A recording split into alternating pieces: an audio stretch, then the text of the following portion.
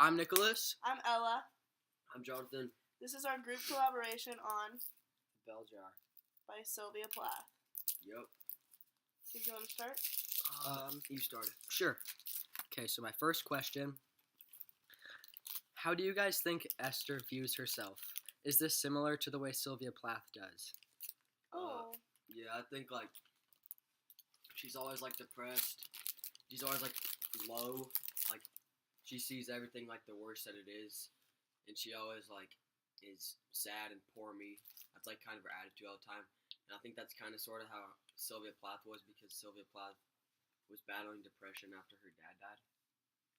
So I think it's really similar, and I think she models her after herself. I agree. I know I asked the question, but still, I think that she kind of makes Esther be very depressed, kind of like what you were saying. Just kind of not really live. Yeah, she doesn't really have a... Just kind of goes through the motions. She seems very depressed at everything in her life. It's not just one thing that makes her sad. She doesn't just there's one moment that lasted 10 minutes that she made last the whole day. She makes every single part of her day, it seems right. depressing, and she never tries to fix that in any way. So this is kind of piggybacking off that. So why do you think Sylvia Plath writes in such a morbid tone like that? Because she had depression. So she Yeah. kind of conveying herself then. Yeah, I think because Esther is really based off of, I think, her. Because there is a part, I think, where she dives into how she was feeling. She says that, she shows how she's feeling through Esther. Yeah. Do you want to I ask agree me? with that. I think. I do. Yeah, I think it's because, again, she's depressed. Yeah. And that's why she writes in that type of tone. She's always sad. What do you guys what do you think the role of women is in the 1950s, about this time period? I think that they're definitely not supposed to be in the workforce, I guess. They're thought more of to be in the kitchen. The household. Yeah, and looking after the kids, because what was it? When she was with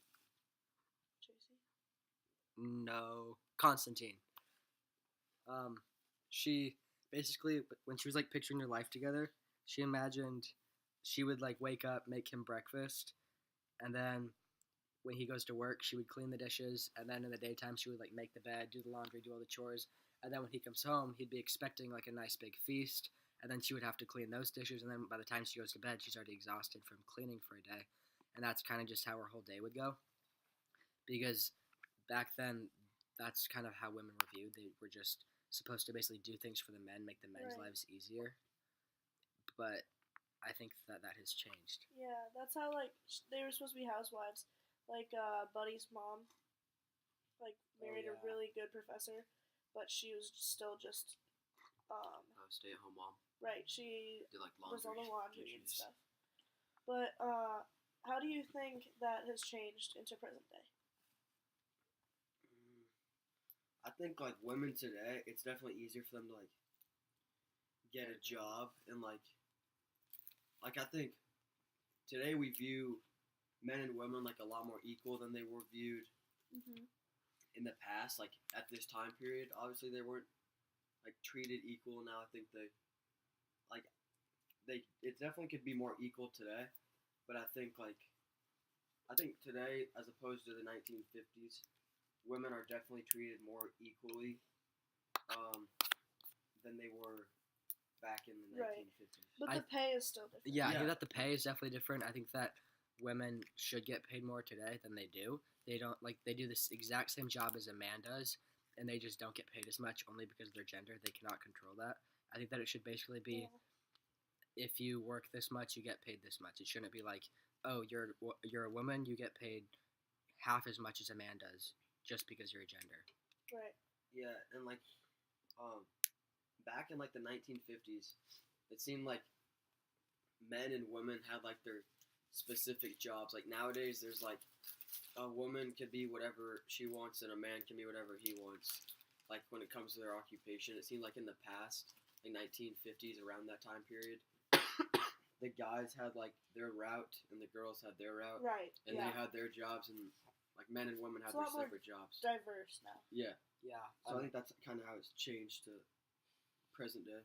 Back or in the book, I know when Buddy snuck Esther into like the birth, all the doctors there were men, which Mhm. shows men were supposed to be doctors back then. You know, there couldn't be a woman because that's definitely way too much schooling for a girl to go through, whatever, if any at all.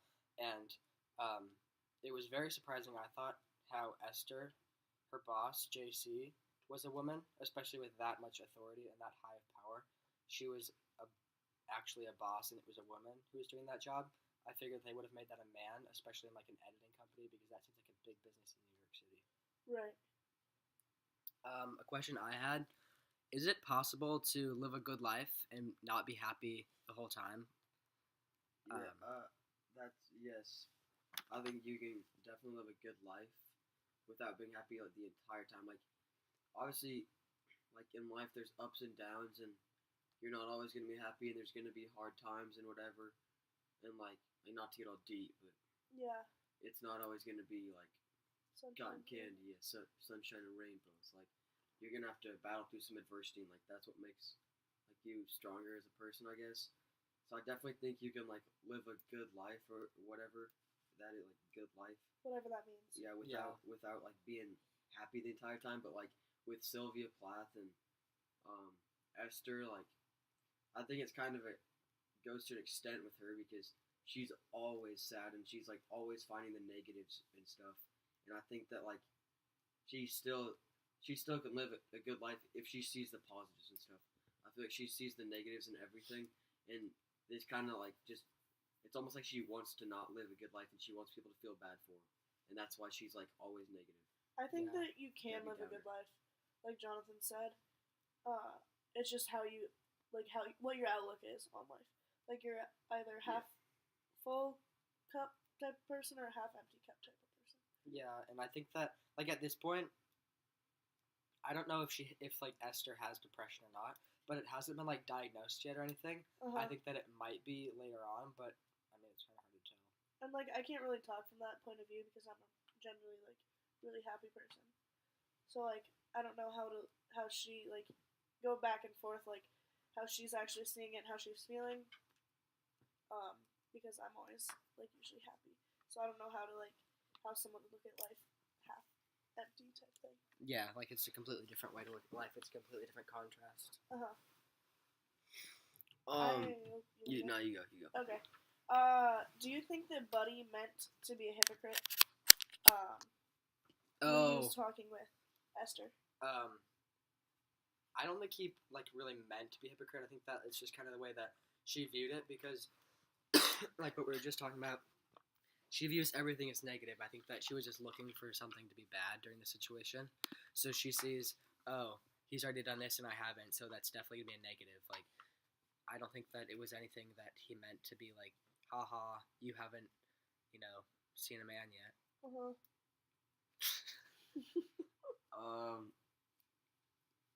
I don't. I kind of like see both sides of it, because like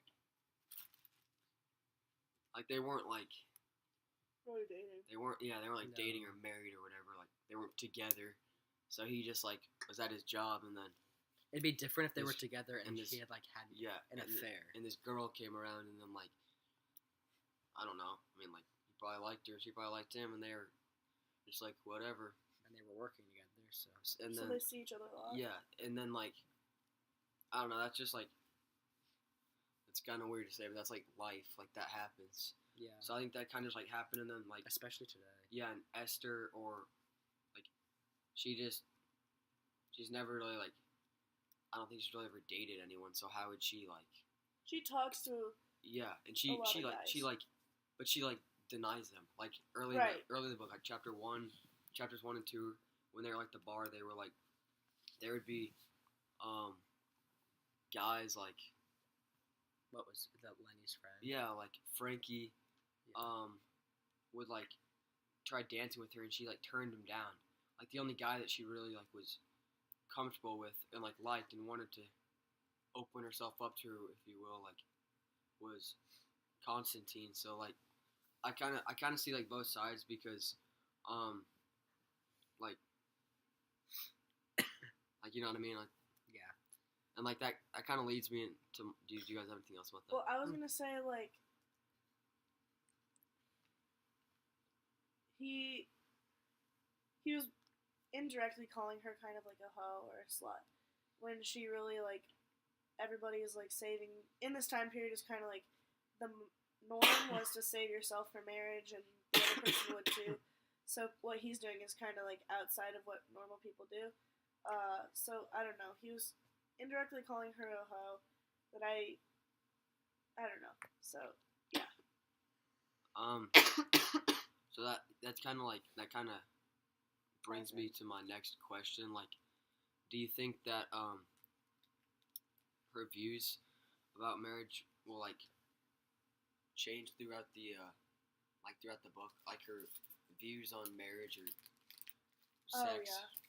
Oh yeah. That like, do you think that will change throughout because like she'll probably start to meet new guys? Right. I think she's gonna get more depressed throughout the book because she hasn't Yeah. been too depressed yet. Yeah. So I don't think she's gonna have much time to think about it. No, I think that she definitely is very set on not getting married or anything. I think that she did say at one point, she said like I'd be fine with letting him seduce me. I think she said about Constantine or something. Yeah. So I think that her views on like having sex before marriage might change. Right. But I think that she's not ever going to want to get married. So those two viewpoints kind of contradict each other because if she never wants to get married, but like she wants to do other things. Like she's not going to wait before she gets married if she's not getting married. Like, you know what I'm saying? Right. They kind of counteract with each other. And I think part of her reason for like saying, "Oh, I'm not gonna get," part of her reason for saying she is not gonna get married, might be the people she's been with, like I don't know, just not treating her well, really, or like just guys she sees all the bad, like she does, she sees all the bad in the Yeah. world, and just says, "Oh, well, it could never be that good for me," type thing. I think because Esther, I think she's like kind of modeled after Sylvia Plath's life, and keep in mind like Sylvia Plath didn't she? I think she wrote this book after she got in a divorce. So I think that like so in real life, Sylvia Plath, I think she got into that divorce, and then she's like, as she's writing this book, she's like thinking about her perspective probably changed on life about marriage. She probably didn't like marriage because in real life she got left by Yeah. her because- husband. So now I yeah. think she like Esther is gonna like now her perspective on that is I don't want to get married. I don't want to do this stuff because guys are trash. Yeah, because in real life her husband actually Yeah. was. And Uh-huh. she got left by her husband. Yeah. Yeah. I have a question. It's not really about any of this kind of stuff, but it made me think of it. Mm-hmm. Why do you guys think Esther and Doreen are like better friends than the other people? Like, you know how there's like all the interns. Why do you think Doreen and Esther are like better friends than all the other ones? I think they're kind of opposites a little bit at the beginning. Like their personalities. Esther seems more like chill, laid back. Like I don't really like. She's smart and does her work, but like she's not a huge partier. Where on the other hand, Doreen is like, "Oh, let's go out," and then they get catcalled by like Lenny. Yeah, Yeah. Lenny Shepherd. And she's like, "Oh, let's go! Like, let's have fun," and then they like go to the bars with them. So I think that Doreen is like more of the partier, more spontaneous, like, "Oh, let's do this," like on spur of the moment type thing. Whereas she's just more like laid out, set schedule. I think that Doreen is definitely more of a party girl, and I think that Esther is like, I think that she like more focuses on like grades, school, because she wants to get that. She thinks that she's gonna get that writing, like into that writing school or something with her other friends after the internship. So she's more like, all right, I have to work for this goal. I have to, get the good grades for this. But I think that Doreen is more like live in the moment, have fun. I want to go party or whatever. Meet as many people as I can. And like I think that Doreen is obviously like a very pretty person because Esther was like describing her as like a supermodel or whatever. but I think that kind of contributes to it. I think that she's like more like, guys are gonna like me, so I'm gonna go and I'm gonna party with them because if they like me, it'll be more fun. But I think that because Esther probably isn't like as pretty as her, I'm just making this assumption. Yeah. I think that she's thinking like, oh, if all the guys are gonna go for Doreen, then I'm not gonna have that much fun, so I might as well just not even go. I think Esther like kind of like looks up to Doreen and like she's kind of like a role model for her. Not like in the way that she acts, but she like admires her for like her looks. And she was talking about like when they went out at first, like For the guys she gets. yeah, and she was like the clothes she was wearing. She was like talking. She like was talking about how her dress was like so tight on her and like her body, and it was like curvy or whatever.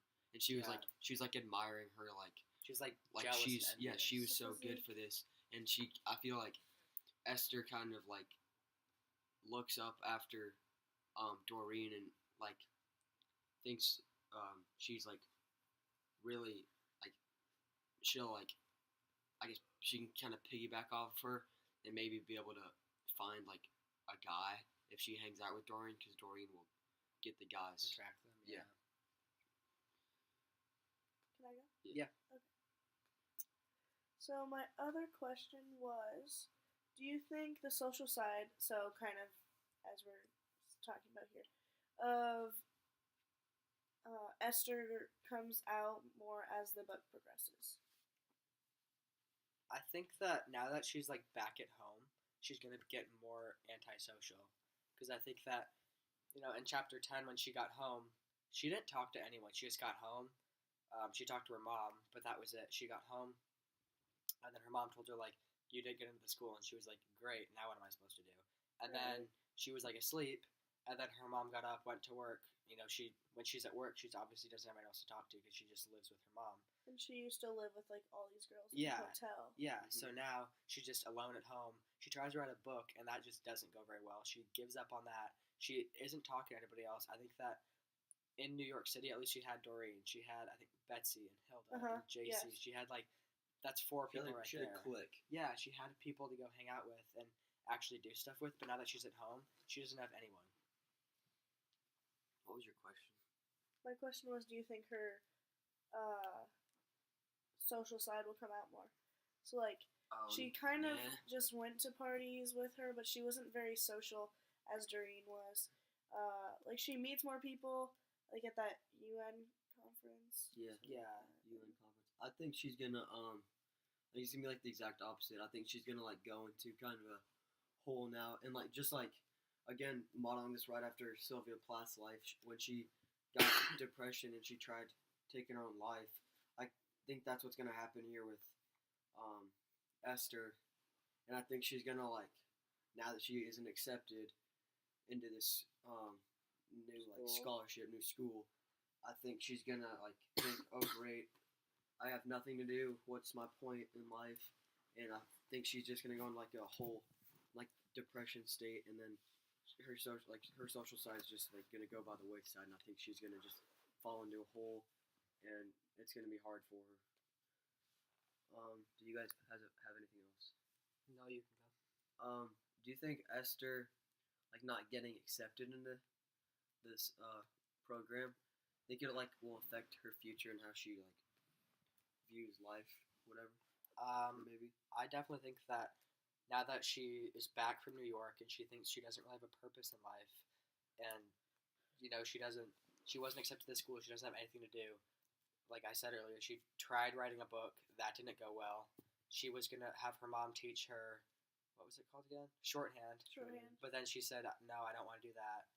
She isn't like thinking of anything that she's gonna do in the future. She actually I think that she's kind of hopeless.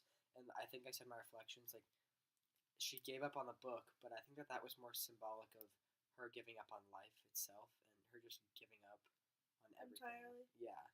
I think that her not being accepted into that writing school is kind of like, you've seen that she's a little bit like morbid and sort of depressed, but you haven't really been told like she is. Like you kind of had to infer. So I think this is a turning point where it's just all gonna go downhill from here. especially that it said like meet with a psychiatrist. Yeah, So I think that now that she's actually meeting with doctors, they're talking about like the mental. and they're gonna side be of like, you're things. Her mental obsessed. illness. Yeah.